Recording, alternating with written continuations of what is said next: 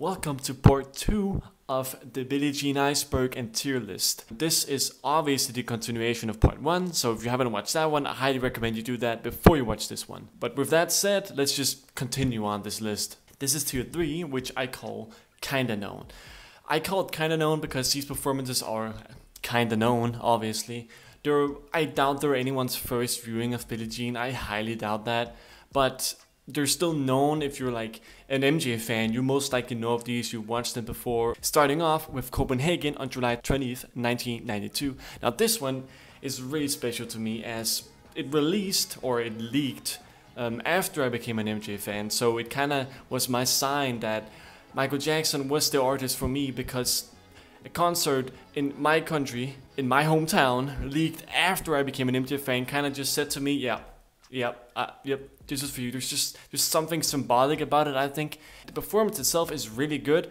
It used to be my favorite Billie Jean performance, but it isn't now, because, you know, opinions change. It's mostly due to the vocals, because I feel like they could be better. He sounds exhausted, especially compared to other performances of the song. Like earlier performances of 1992, his vocals are way better.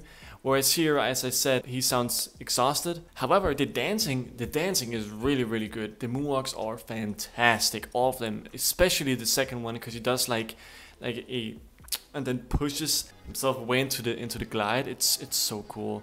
For that, I'm putting it in B tier.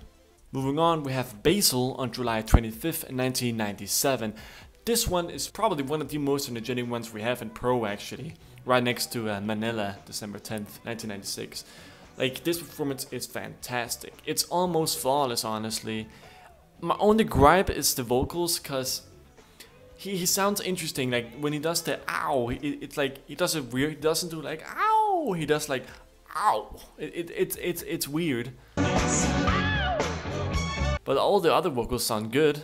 But like, because of that ow, it kind of takes me out of it. It's not as good as other 1997 ows. But visually, it's super good.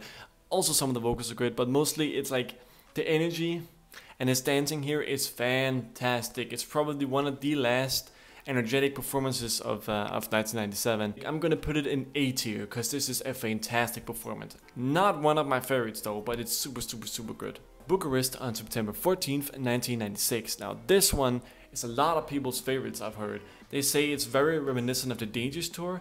I see it a bit, but I wouldn't really say it's like very reminiscent of it. But I can see the resemblance a bit, the movements, how he dances. But I wouldn't say it's very Dangerous tour-esque. It has a bit of Dangerous tour essence, it does. And it's very energetic, and there's a lot of dancing, there really is. However, there's a lack of vocals. Sure, there's ad-libs that are live, of course, but his microphone isn't turned on probably like in time, so he sounds really low in volume. So you can just hear him sing really low, which that sucks. That's a lacking part of the performance, but the rest is really good. I'm putting Bucharest in B tier. Next up, we have the Dangerous tour rehearsals on May 16th, I think, in 1992. Now, this is a rehearsal, so we have to keep that in mind. However, the vocals, they're really good and unique. His vocals sound very soft. You know, not like she was more like, no more like he was more like. It sounds very soft, and I really like that. The dancing is a bit iffy considering it is a rehearsal, but there's some cool alterations to the choreography of the performance, which really makes it very appealing to look at, even if it's a rehearsal. It's also cool just seeing him perform Billie Jean with a green shirt instead of the Billie Jean outfit. I'm putting it in C tier. Now we go to Sydney on November 16th, 1996.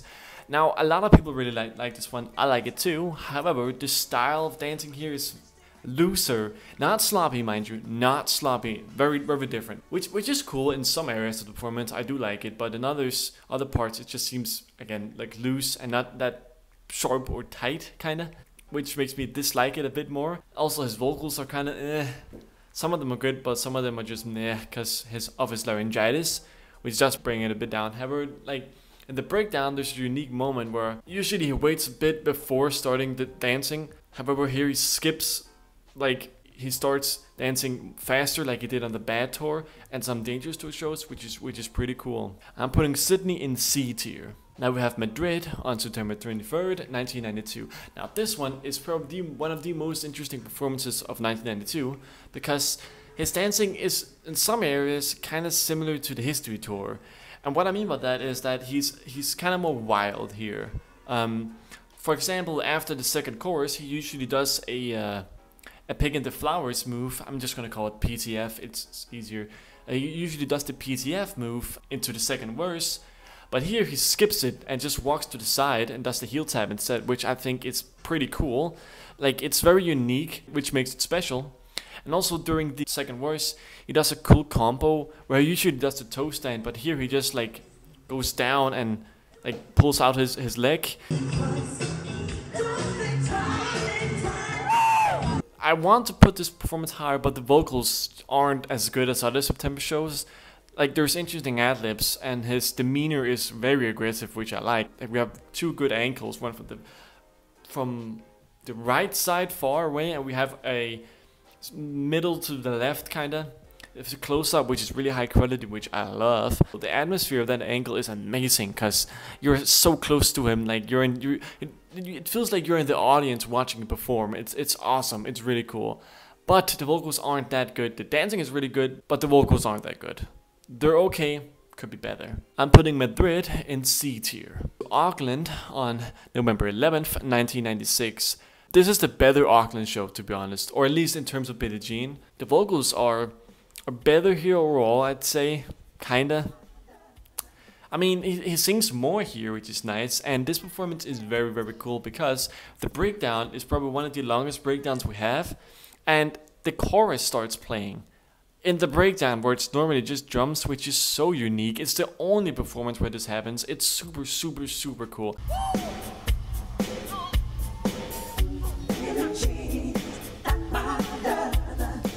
I love it, and the dancing is amazing. There's that loose style I mentioned in Sydney, but here I just think there's better dancing overall, and I really, really like it. Honestly, it's one of my favorites, but it's not one of the best overall, I'd say, but it's really good, but not one of the absolute best, I'd say, but still one of my favorites. So I'm putting Auckland November 11th in A tier. Now we go to Kuala Lumpur, October 27th, 1996. Now this one is peak. I love this performance so very much. It is probably my favorite, no, it is my favorite Billie Jean performance from the History Tour that we have in pro footage. It's so good. The ad-libs are fan-fucking-tastic. I need to stop cursing, but the ad-libs are so good, so strong, and he's so wild with it. And his movement too, his movement is sharp as hell. The only thing that sucks about this performance is not actually the performance, but it's the quality that is in. It's pretty bad, but honestly, the original file of it looks okay. Like, also, just in general, if you look past quality, a lot of indie performances have really shit quality, so if you can look past that, you can stick around in this community for a long time. I would say this performance is basically perfect. Basically.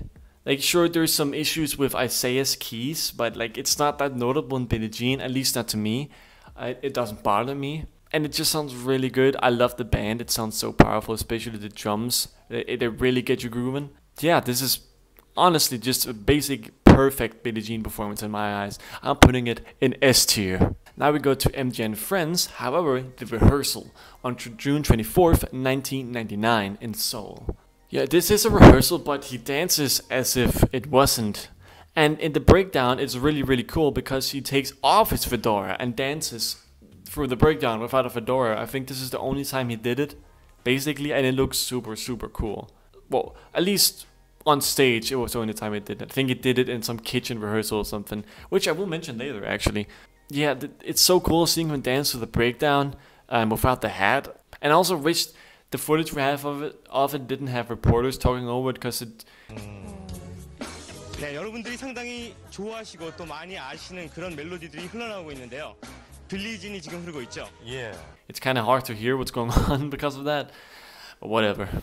I'm putting it in B tier. Now we go to Manila on December 10th, 1996. Now this is a very wild performance. It's super wild. The vocals suck ass. They're horrible. Really, probably some of the worst vocals you can find if you look through pro footage anyways.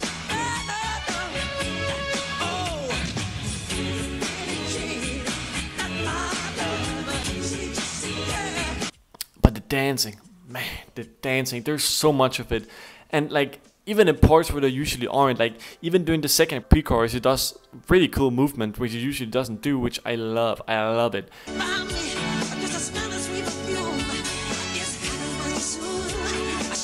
This is such a good performance. The vocals just suck ass. Like, his laryngitis is really heavy here, but also there's a really cool robotic section doing the breakdown, and it's so good. It's so fucking good. I'm putting it in A tier. Tokyo, December 31st, 1992, and oh my god, I love you. I love you. I love this performance so fucking much. The ad-libs being like, you know you did it, baby. It sounds so fucking good. Like it.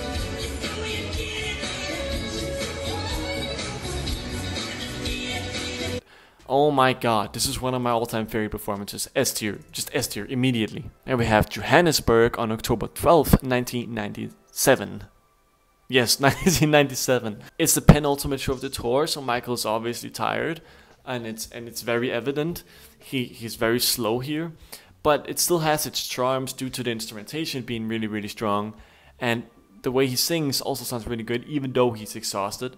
Also, really cool first moonwalk. It's really slow, which seems very cool, but he's really tired, and some of the executions are pretty weak. Like, the first kick he does is not even on cue, like he does it too early. So, I'm putting Johannesburg in E tier. Tunis on October 7th, 1996. I love this performance. It's so good, and it's very underrated. Like, a lot of people forget it exists, but it's still most viewed. Like, you watch it, and then you forget it exists. Even though you know it exists. It's weird. It's known because of the location, and it's only show in Tunis. And we have a low quality-ish amateur recording of it, which really shows the crowd's reactions, and it's priceless. It's so good. And he's so smooth here. Like, this is probably one of the most smooth Billie Jean performances you can find. The only thing that's kind of missing is the toe stand, because there's no toe stand. Like, after the moonwalk, it seems like he wants to do the toe stand, but he doesn't. It's kind of interesting. Also, the vocals are very interesting because he kind of sounds on the brink of being sick, but he isn't. So he sounds really good.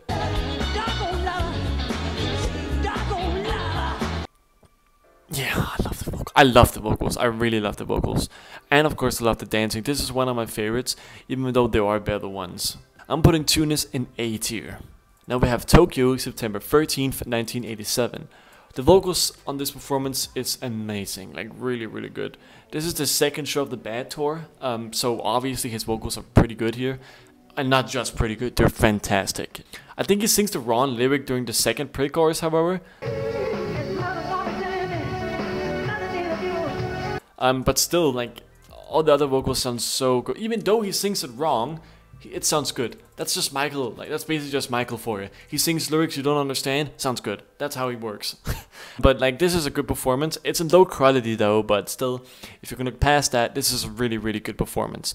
But you know, he's still learning how to do it. See, like, this is the Bad Tour, so it's a bit different than the Victory Tour and the tour prior. So it seems like he's trying to transition a bit. But the vocals is what makes this performance good. But the dancing still needs a bit more revision. And it needs to be a bit revised. I can't say that word, but I hope you know what I mean. Revised. It becomes better on later down the tour. I'm putting it in B tier. The Victory Tour Patrick Kelly mix of 1984. I'm pretty sure this is like a mix of different performances, but I don't know all the performances. I know some of it is Chicago, I think. Chicago, and maybe some of it is LA, Los Angeles. Like, I'm not sure. I just know it's mixed, so I'm just counting it as one instead of going like angle. If the left angle is one show and the right angle is another show, I'm just going by the mix. It really shows the essence of the Victory Tour really well, in my opinion. It's a great quality. I just wish that there wasn't as much audience interviews as there were, because there's a lot of those clips. Like, there's only like 2 minutes or maybe 3 minutes of the actual Billie Jean performance. But the rest of it is just audience interviews, which does take me out of it. I'm putting it in C tier. Now we have more Victory Tour here. This is the Thriller 40 Los Angeles footage, or at least some of it is from Los Angeles, and it's really high quality. It's 4K. This was recently released due to the Thriller 40 documentary also recently releasing. This is really good. I really like this. I wish we could have it in full. I'm not the only one who wishes that. Basically, every fan wants this in full, but like we probably won't get it, unfortunately. But hey, we can hope. But I highly doubt it. I highly doubt it. But the performance is, well, there's basically two. Like, there's different dates in this, actually. Like, it's sometimes there's like on the left side there is a show, and on the right side there is a show going at the same time, so you can see like two performances side by side being compared officially, which is interesting. It's actually so very good. Like, it looks so good, and it sounds very good too, even though it's mono. I really like this. I'm putting it in B tier. Brisbane on November 28th, 1987.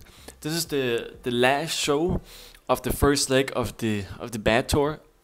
I think, like, what's his name? I think Stevie Wonder was at this show performing with Michael doing this Bad song. This performance is pretty cool because it's very audible. It's only audio, by the way. It's very high quality audience recordings though. It's cool because the breakdown is longer than the other 1987 performance of the song, so it's clear like he's more like his 1988 Bad tour self here than his 1987 Bad tour self. The vocals are good, but like there's nothing too special about it. I think I'd have to actually see it to really like it more, so I'm putting it in C tier. Now we have the History Tour 1996 rehearsals. The video snippets. There's not much to say here really, other than it's cool seeing it rehearsed. I really would love like a full History Tour rehearsal to be leaked or released. I really want to see that. I think there's some cool ass potential. Maybe we could hear some songs being performed fully live if it's a really early rehearsal. Who knows? But it's cool seeing it rehearsed, but there's nothing too special here. There's not like a pristine amount of energy or something. It's just standard, so I'm putting it in C tier. 30th anniversary show, however, this is just the September 7th performance of 2001. This gets a lot of shit because Michael is high, I think here. He's out of it clearly, like his dancing is very sloppy. But it's still very good dancing because there's a lot of it. Like, okay, that doesn't really make sense. That's like quantity kind of thing. There's a lot of dancing though, and there's a lot of interesting dancing. It's kind of reminiscent of late 1997 History Tour shows, but combined with 1996 History Tour shows, which is a really cool insight, mind you. I would put this really high on the list, honestly, because there's unique dancing and the audio is great quality, has a great atmosphere and all that jazz, but there's some major screw-ups. He fucks up the moonwalk. Like, he moonwalks like, that's it. It's not a long, it's a very short moonwalk. And he does it on the black rubber parts of the stage, which doesn't allow him to properly slide. So he's kind of stuck on the floor. And that's the only moonwalk there is. One moonwalk. Bro. And the vocals are interesting. Like, his mic is turned on very late. And the vocals he sings sounds good, but not that good. It's clearly like he's kind of out of it. But it's an interesting performance, if anything. I'm putting it in C tier. Now we have the other 30th anniversary show on September 10th, 2001. I don't like this performance. This is like a history tour, late history tour 1997 performance, except there's very little dancing. The only cool thing here, though, is that you can hear his live singing like over the playback. That's really cool, but like the main performance else, like visually, is not that appealing.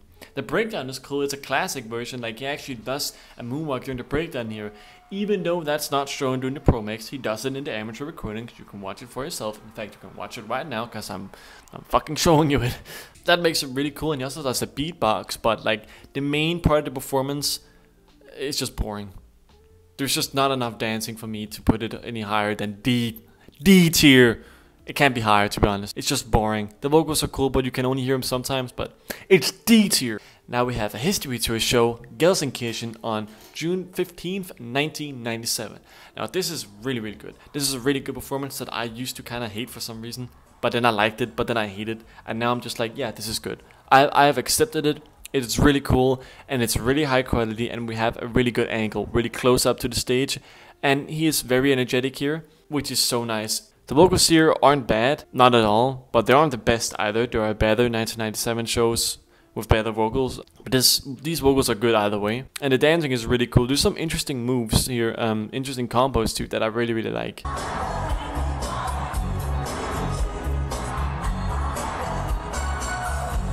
I'm putting it in A tier. We have another History Tour show, which is Wembley Stadium in London on July 12th, 1997. I used to hate this. I used to think this was so fucking boring. I was so overrated. But I see why it has a good reputation, because the vocals are really, really good. And the dancing is smooth as hell. It's a weird performance to be honest. It's just a weird atmosphere to it. I can't really explain it. Like, I can't really explain it. Yeah, I don't really know what to say. It's a good performance, but that's just it, actually. I don't have much more to say. I'm putting it in B tier. Once again, I forgot a performance. This time, it's Amsterdam on September 30th, 1996. Now, this used to be my absolute favorite performance by Billie Jean because it's just almost flawless, basically. His dancing is really, really good. All the executions of every movement is spectacular. And the vocals are good too, though they could be better. But in general, this performance is really, really, really good. And his mannerisms are awesome. Like, he does this cool guitar dance, like he plays the guitar like an air guitar.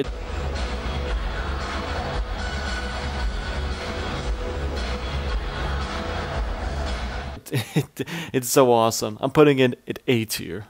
Hey, okay, I wasn't planning to end the video on tier 3, but like tier 4 is so fucking massive that I'm gonna have to split that up into 2 parts if I want like every part of this iceberg to be like 25 minutes, 20 minutes to 25 minutes each. Then I had to end this video here because just half of tier 4 is already like half an hour, so there's gonna be like 4 or 5 parts of this goddamn iceberg. But for now, this is the end of part 2 of the iceberg where we've covered tier 3. I hope you see you in my next video on the iceberg. I'm gonna keep doing these until I'm done, and then I'm gonna do even more icebergs because I'm not gonna stop because I am an addict to MJ.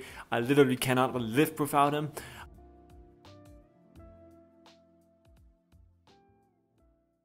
This is satire. I can live without him. I'm not an addict. I promise I'm not an addict.